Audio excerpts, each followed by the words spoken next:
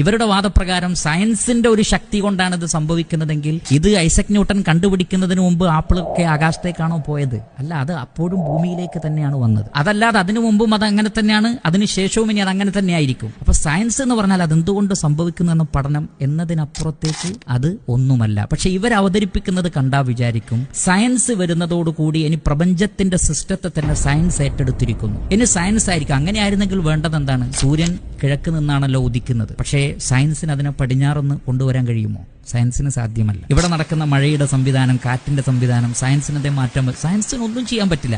ഇതെങ്ങനെ നടക്കുന്നു എന്ന് പറയുന്നതല്ല. അതുകൊണ്ട് തന്നെ സയൻസ് എന്താണ് എന്ന് ഇവർ മനസ്സിലാക്കിയിട്ടില്ല. സയൻസിന്റെ പരിധി ദൈവമുണ്ടോ ഇല്ലേ, അതൊന്നും സയൻസിന്റെ ചർച്ചയേ അല്ല. സയൻസിന്റെ ചർച്ചയിൽ അത് വരുന്നേയില്ല. പക്ഷേ എങ്ങനെ പ്രവർത്തിക്കുന്നു എന്ന വിഷയം ചർച്ച ചെയ്യുന്നിടത്തു വലിയ ഒരു അട്ടിമറി നടത്തിക്കൊണ്ടാണ് യുക്തിവാദികൾ സയൻസിനെ പിടിച്ചിട്ട് ദൈവമില്ല, മതത്തിന്റെ ആവശ്യമില്ല എന്ന് പറയുന്നത്. സത്യത്തിൽ സയൻസിന്റെ വിഷയത്തിൽ ഒന്ന് അജ്ഞ